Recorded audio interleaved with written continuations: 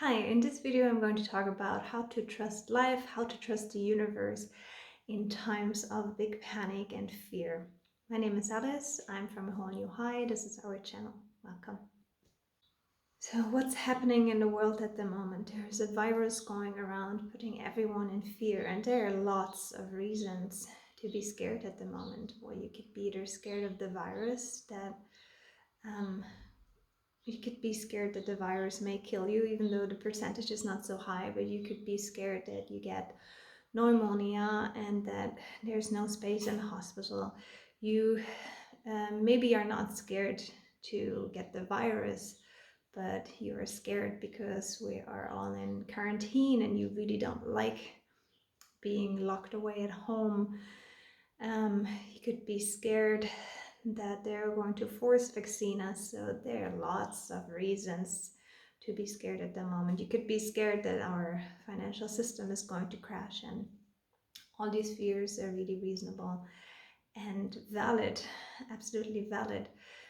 But it doesn't help us to stay in fear at the moment. And if you're someone who follows spiritual teachers, many of them say, don't go into fear, stay in trust. But the problem is often we just don't know how to do that.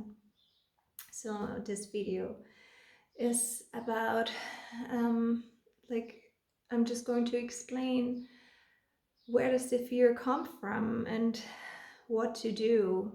This is maybe not going to help everyone, but if it resonates with you, feel free to try it out. This is what I do.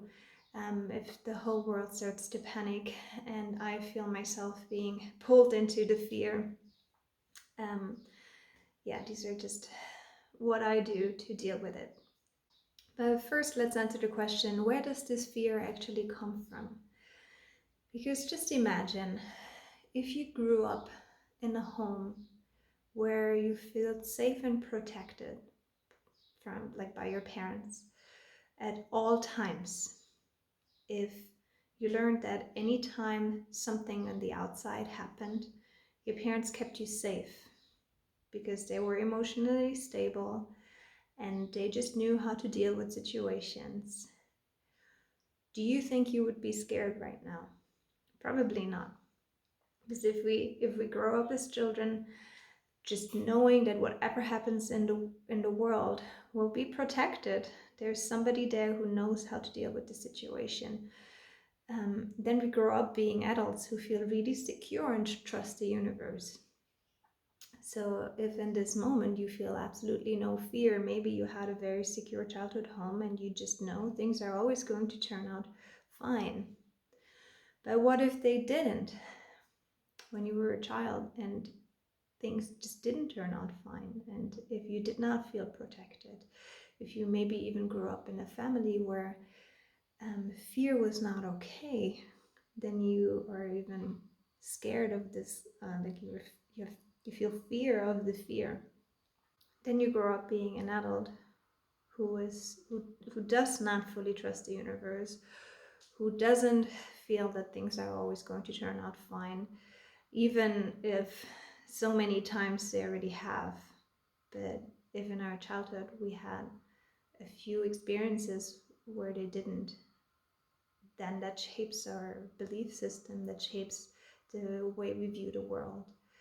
So if in this moment we are really scared, it's because we still have parts of ourselves stuck in the past that had an experience where they didn't feel protected and they didn't feel like things turned out fine.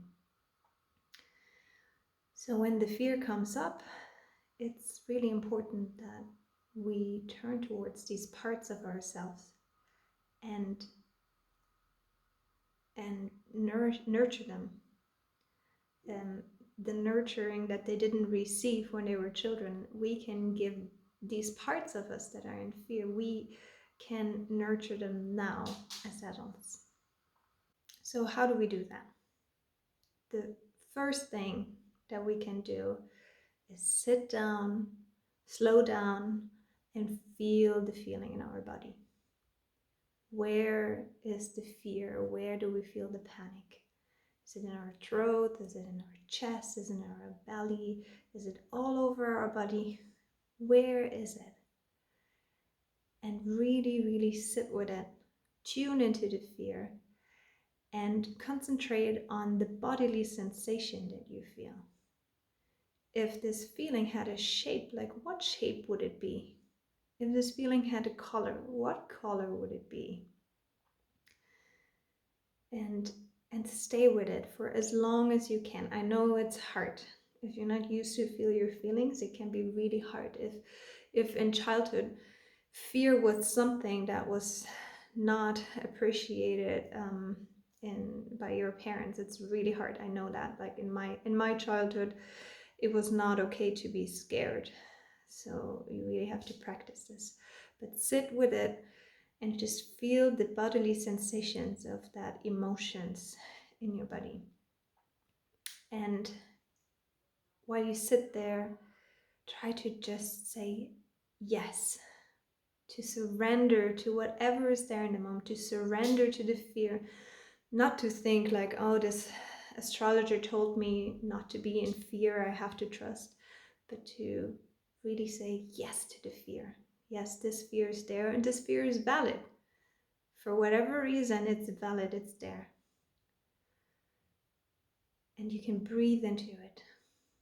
Really deep breaths into the fear and see what happens. Does it shift? Does the shape shift? Does it intensify? Does it lessen? But just sit with it. This is also called emotional vipassana. Vipassana is a meditation practice, and emotional vipassana is so you really just completely, fully concentrate on the emotions that you're feeling. Now, once you have fully accepted that feeling and you can say yes to it, you can try to spread it through your whole body. Make it bigger. Allow it to move. Because when we're children and we're scared and we don't feel protected and we don't feel like we can let this fear move through us. Emotion, emotion, the word emotion has the word motion in it. These emotions need to move to come out. And if us, like when we're children, these emotions, if we don't feel safe to let them move, they stay stuck in our body, and then later in life they come up in a moment like this, because of course this there's reason to be scary, there's reason to not trust, so it triggers these old feelings and they come up, and now is the time to let them move. Don't try to push them down, don't try to just stay in them. Let's move through. So if you stay with them long enough, and sometimes that takes like a daily practice, you have to do it every day in order for them to trust you, to move out of your system. So don't think you just do that once for 5 minutes and they move. But if you stay with them long enough, at some point you will feel a movement in this bodily sensations. And that's where you want to get to. To support that process, it is really good if you talk to your inner child as the parent that, like, and this is also not to blame your parents, because your parents were people that have never been taught this. That's why they couldn't give it to you. So now it's the time, without blaming anyone, to take on that role for ourselves. So to hold our inner child. Imagine us as 2, 3, 4-year-olds, maybe even younger. Maybe you can even feel how young this fear is, like how young this part of you is that is in fear. Maybe it's still in uterus. So you hold this part of yourself, this inner child, and validate the fear. It is really, really scary what's going on right now, but I'm here to protect you, and I'm not going to leave your side. And in all the scariness that's going on in the world, I am here. And that really gives it just gives you a feeling of protection. And yes, the world is scary. It has always been scary, and it will stay scary. There are always scary things happening. There's uncertainty. There are things that are out of our control, and that's scary. But it's not so scary if we feel like we're not alone. The most scary thing is if we feel alone in this uncertainty and this out of controlness. And parts of us still do, because we felt we were not seen as children. So seeing these parts of ourselves, showing them that they're not alone, is going to give, at least me, it just give me a huge sense of relief. It's just like in a psychedelic journey when you need to surrender in order to really fully go into the journey. But surrendering doesn't mean like, oh no, I can't be in fear. Now you surrender to your fear. And that's what we do here too. We, instead of pushing the fear away or saying like, oh no, it's not good to be in fear, we fully accept that fear, and we are there for the part of us that feels scared. Now, if your body needs to shake, let it shake. That's really important, and like that's going to move the emotion, and it's going to release. It was going to help your nervous system to release. So if you start to shake, don't try to stop the shaking, just go with it. Surrender to the shaking. Now, if you have done all of that and you still feel scared, another thing that really helps me is to imagine the worst case scenario. What's the worst case scenario of what can happen? And go live it in your imagination. Just imagine it's real and go through the worst case scenario. Like you're going to get that virus. What's the worst case scenario? And live it through. And then make peace with whatever is happening. Like, how are you going to react in that moment? Why is this good if it's happening? Like, what is it going to teach you? If you can fully live it through and you can make sense of it and you can just imagine how you're going to react in the situation and why it's good, why it would be good, that is going to give you a huge sense of empowerment and control. You don't feel helpless in the situation anymore. And also energetically, if you have already lived through the worst case scenario and accepted it, you're not resistant to it anymore. And as we all know, what we resist persists. We attract things into our life that we resist. So if we can release that resistance by fully going into that worst case scenario, it's very likely that it's not going to happen. So if you've done all of that, at least for me, when I have done that, I did a lot of that last week when the panic and the fear was going around and it was really strong. I did all of that and my fear really eased. I got back into my center and now I'm really not scared anymore.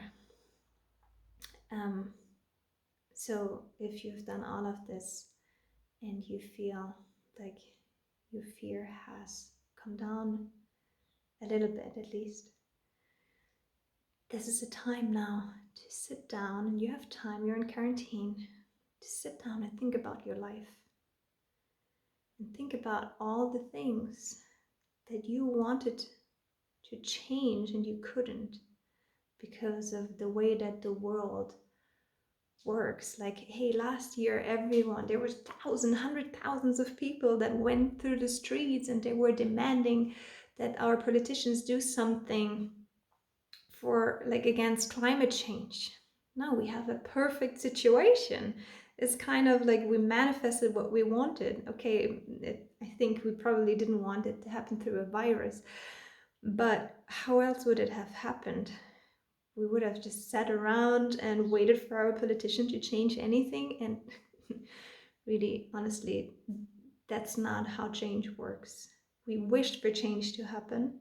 Now we got an opportunity. And so this is the perfect time to think about, what do I actually want in life? Did I like the life that I was living? What wasn't working? And you can do that on a personal scale, but also on a global scale. It's like, what would you like for this opportunity of change? What would you like to change in your life personally? And what changes would you like to see globally? What ideas do you have for change to happen? And yeah, just have an inquiry about that. Journal about that. What needs to let go of? What do you need to let go of? What do you need to bring in? And try to think big, like not in the paradigm. We're shifting paradigm right now. So you can start to look bigger and imagine more than you would have imagined in our old system. And of course, you can do all of that. We, of course, are a channel here where we talk about psychedelics. If you do this while you microdose, it is going to make reflection and going into yourself and being with your fear much easier. If you don't know what microdosing is, you can go to our website, awholenewhigh.com, click on microdosing, and you'll get all the information about what microdosing is. So this is the perfect time if you feel like you want to do a microdosing therapeutic cycle of 30 days. Why not do it now? Yeah, so these were all of my suggestions of how to move through fear and then trust life more, because I mean, trust is just the absence of fear. Like, trust is our natural state, and it gets interrupted by fear that can't move through our body because we feel like we're in an unsafe situation. So once we move through fear, we can just naturally go back into a natural state of trust. And while I have to say that I'm kind of excited about what's happening at the moment, I really feel for all the people that are sick at the moment or that are even dying. I heard yesterday that in Italy people are dying alone because they don't have enough masks to give to the family so they can go and say goodbye, and this is heartbreaking.